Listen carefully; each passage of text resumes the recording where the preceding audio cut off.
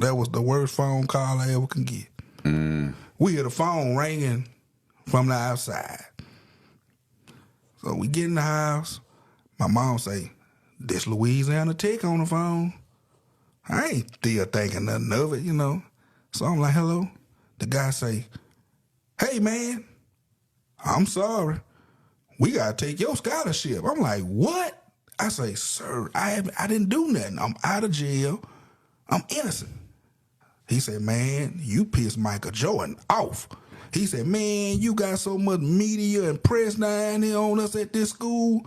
I'm sorry. We got to take your scholarship."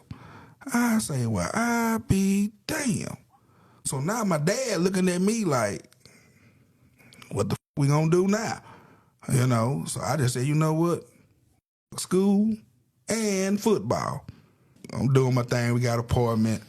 And so we used to get notices a lot. You know, like the manager of the apartment, she's either gonna let me or her know, like, "Hey, the sheriff's been coming by here. They saying about your apartment, narcotics, you know, this and that." So I'm like, "Oh." So I said, "Well, I just keep the dope in the car and not in the house." So stuff started, you know, it's going smooth. Here I go again, thinking shit over with. And one day I'm just chilling. I'm in the house. I got a laptop on my lap. My buddy had just left from the house. He like, "Man, I'm finna go outside and talk to this chick." I said, "Oh, man, hey, cool. You know, I ain't thinking nothing of it. Man, we got guns all over the floor, dope everywhere." 2 minutes later, I'm knock on the door. So in my mind, I'm like, "Well, shit, he out there in the front. He should take care of that." You know what I'm saying? They started knocking. I'm like, "God damn, what the hell?" So I said, "Well, maybe that's old girl, because if some girls stayed up under us, they used to buy dope and shit, you know." So I said, "Well, maybe that's them." So as I'm walking to the door, they started knocking. Was it like a cop knock? I couldn't tell. Okay. It was just a regular knock. That's why I said I thought it was the girls downstairs, Right. you know. So, and mind you, the door unlocked. It's not locked because my friend just left out. So some said, "Look through that peephole." Man, I looked through that peephole. All I saw was narcotics going across the front. I said, "Oh, God damn." Mind you, we're in the upstairs apartment, so I tiptoe. So I'm tiptoeing to the back, like, oh shit, because I don't want them to hear me just running, you know. So I tiptoe my way to the back. Now I done grabbed all these guns, the drugs. I'm throwing stuff all in my drawers. And on the couch we had the kind where, you know, you hit the thing and it lifts your legs up. So I took all the pistols and I shoved them up under there and closed it up. I had an AK-47 in the closet, what I just bought maybe a week ago from Lou. So, you know, I'm scared it's a bite on it, you know. So they come bust on in. They bust in the house. I'm like, okay, you know. So they like, "Yeah, you sitting there, you coach?" Like, "Yes, sir." You know. So now they searching and searching. So they done pulled out the big large trash bag. But it was empty, you know, because I had sold everything by the time they came. But, you know, it's still residue and stuff in the bag. So they see this and they like, "Hey, you got some more in there. Where the money? Where the shoe boxes? Where all the dope at?" I said, "Hey, I don't know what you're talking about." So they find the gun, the AK. They didn't find all the other stuff I hid. So they running the gun now. I'm just sitting there just listening and waiting, like, "Please don't say this gun got a body. Please, Lord, please, because who I got it from, ooh, it might be one on there." Right. You know. So they came back clear. I said, "Whew, thank God." So as I'm walking to the front, they still searching the house. They stood out here, I'm talking, "Where the shoe boxes of money?" I'm like, "God damn, what the hell? I don't know what y'all talking about." So they hud up just like the feds did on my ass. They hud up. They come up out there. They say, "Where's your car?" I said, "Oh, shit." I said, "I ain't got no car." They say, "So you telling me that white Eclipse outside ain't your car?" "No, that ain't my car." He said, "Well, I tell you what.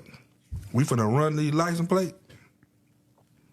And if it come back here, we finna go in there. And we finna call a K9 out here. And if he hit, he going in.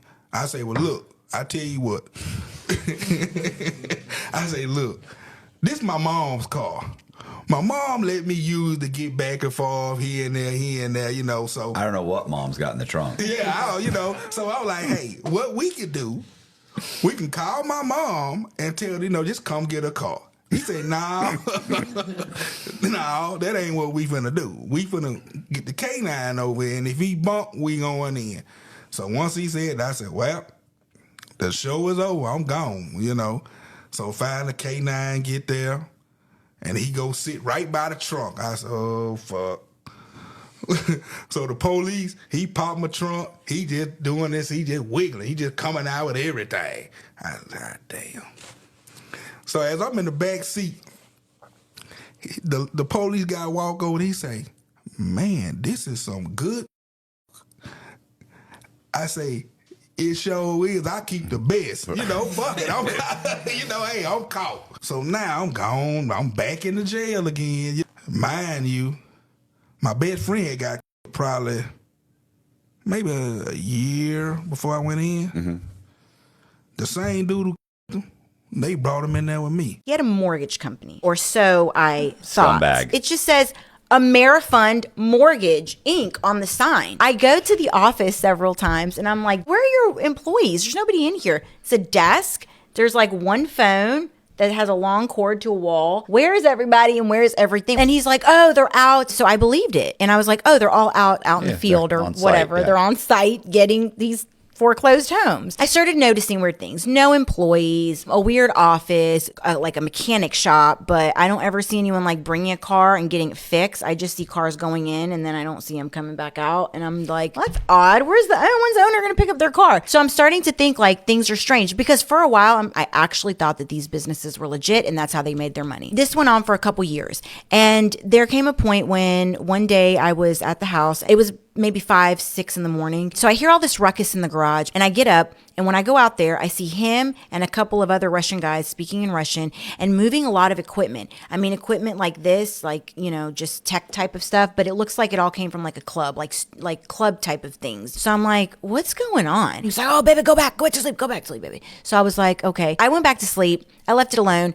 I didn't really think much of it. Soon after that, maybe like a day or two, I was like, what was going on in the garage? And finally, he was like, okay, this guy borrowed money from me. He had an after hours club because it was very big for the Russian community to all have like little after hour spots. He basically was like, this guy borrowed money from me because his club wasn't doing well. He said that this guy that had like a smaller spot was doing really bad and he needed a little loan. So I guess we're in loan sharking too now. I loaned him the money. He didn't pay it back. So he went and he took all his Yeah. He took all his expensive equipment. You can't run the spot without the equipment, and he took it all, and if he had to, he would just sell it and get his money back. So that was the first moment that he like actually admitted something criminal directly to me face to face. Right. And that was the moment that, you know, a normal person would be like, oh, like you're just outright saying it, because once you kind of open the door and start revealing yourself to people, it's not like the mask is slipping. Like my standards were lowering. Like I'm finding these things acceptable. I'm okay with it and I'm staying. So now I'm complicit in this now. Shortly after that, about 3 weeks, he ended up calling me one day. It was, in the afternoon, middle of the day. Baby, I've been shot. I was like, you've been what? Shot? Like I never even been to a funeral at this point. I didn't know anybody that's died. I didn't know anybody that's been shot. I'm like, you've been shot? And he's like, yeah. And I'm like, where the hell are you? He ends up telling me where he's at. He ends up pulling over.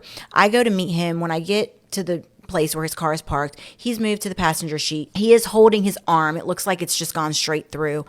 And he's holding it. He's got his shirt tied around it and he's bleeding pretty bad. And at this point I'm like, okay, so let's go to the hospital. And he's like, no hospitals. And I'm like, here's that stuff I see in the movies. He was kind of going in and out. It wasn't in and out of like consciousness, but it was just in and out of like, this hurts, like leave me the alone, type of thing.